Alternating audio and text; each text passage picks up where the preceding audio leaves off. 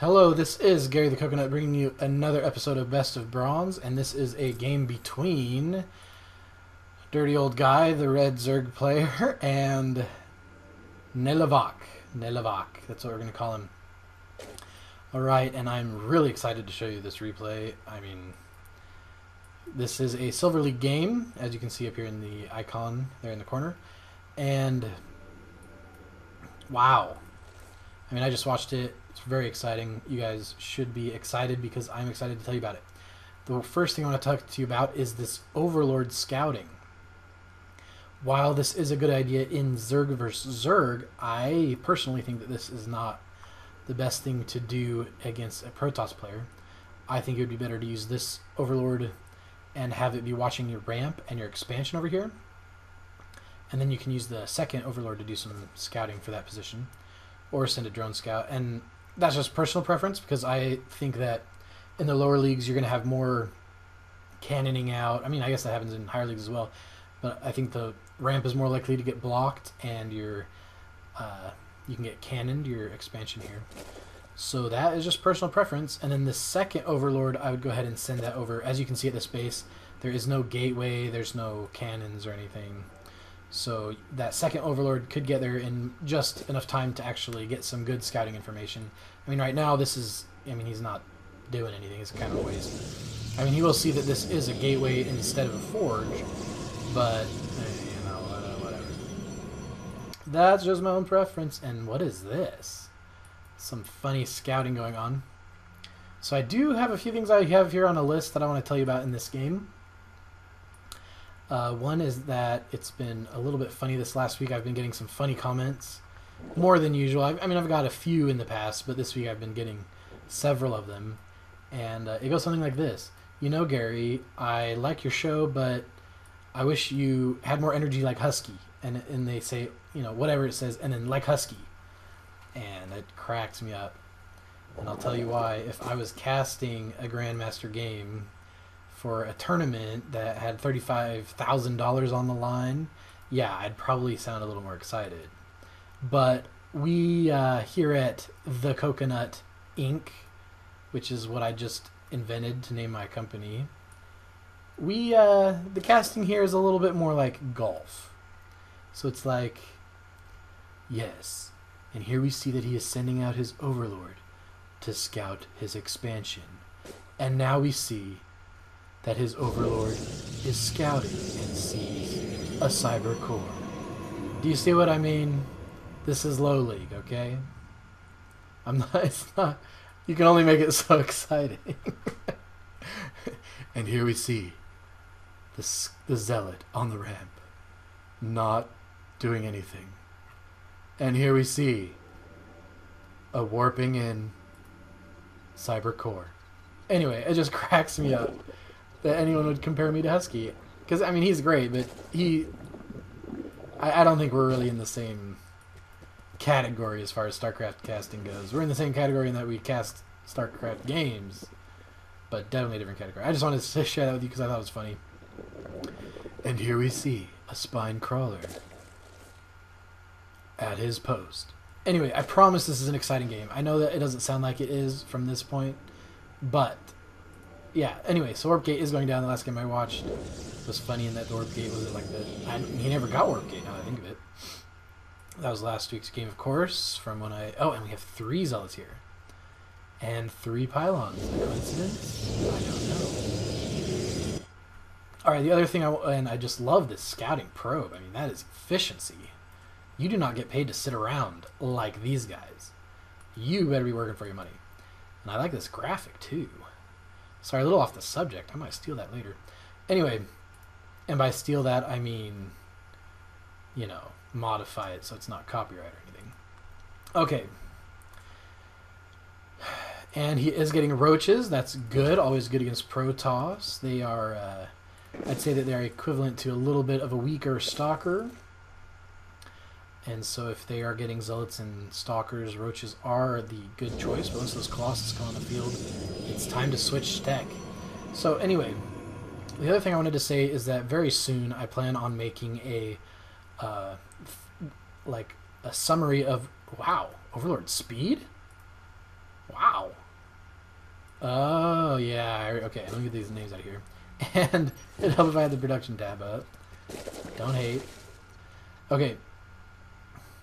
So, I am going to make a video in a few weeks, probably. I'm going to be working on it. It's going to take a while. And it's going to be talking about what I have learned on YouTube over the last year. Because I'm coming up on my anniversary for when I started casting games and making videos. It has been over a year, but since I really started getting into it, it's been a year. And I've made about a video a week for the last year, sometimes more. And I've learned a lot from that year, and I want to make a video about it. So I don't want to say any of it now. Oh, but we'll get back to that. So I wanted to talk about this Overlord placement. I don't really like it there. I mean, sure, it's good for seeing units pass by here. As you just saw, they did stream in through there. So if you're a Protoss player playing against a Zerg on this map, which is Shattered Temple, you might want to think about this. I like this nice proxy probe here. I also think it's interesting that this is a one-base Zerg play. You don't see that very often. Usually Zergs go for the fast expand, but one-base Zerg play can be very effective, especially against a 4-gate, which I don't know. Yeah, this looks like a 4-gate-ish, like 3-gate expand. And as you can see, it is very effective. They held that off that push. If it was a 4-gate, I mean, it's good against that. It's not bad. He is warping in more. He's going to be able to hold off those 3 stalkers just fine. And as we can see from that production, his transport is about done. What's he going to do with it?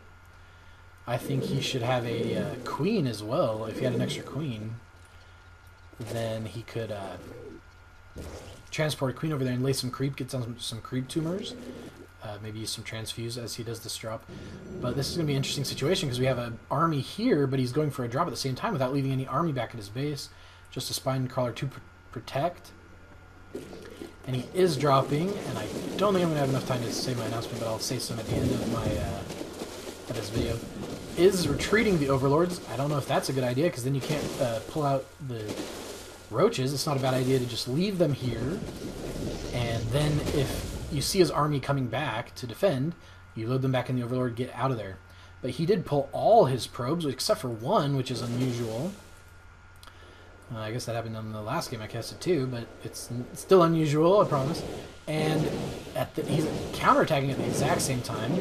So Protoss does have a lot more buildings, so Zerg is at a disadvantage, but he is making Zerglings, which are good against Stalkers, especially if they have speed, which he does not. I don't think. But anyway, I didn't see the wings there. Yeah, no speed.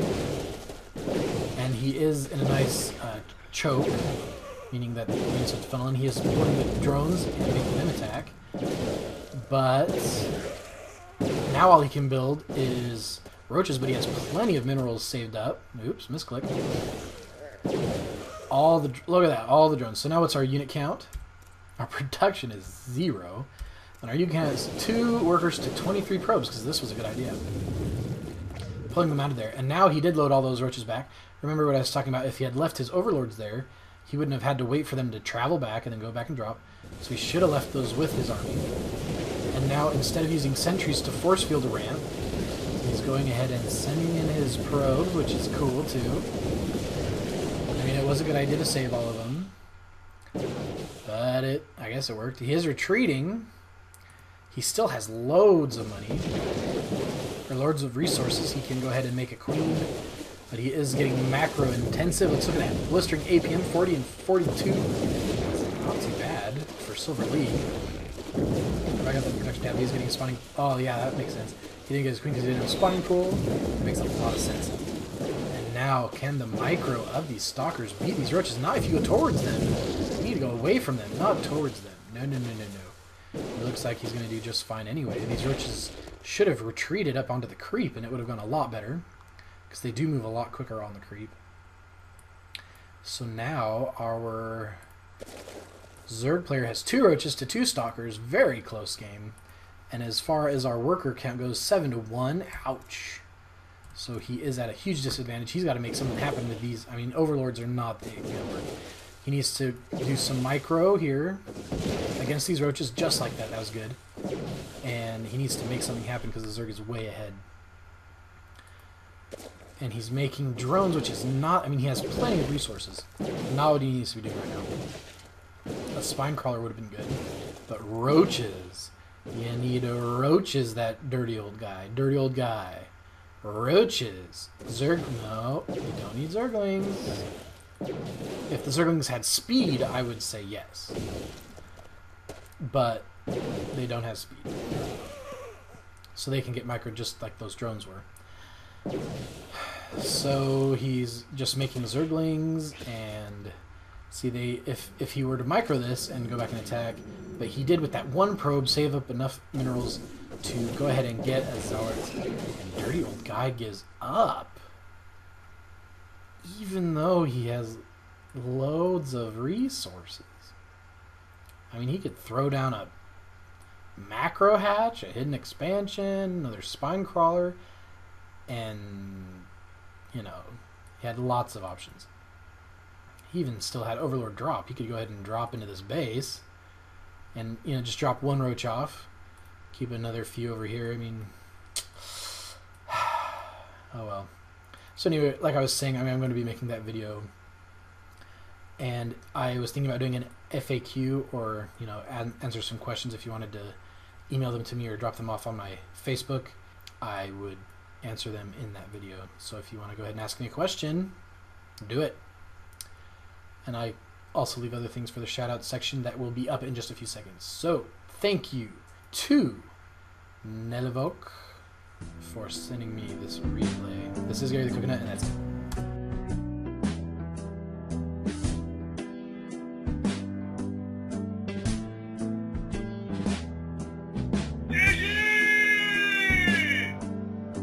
Is he dead yet? No. More candy. That is how you play Protoss.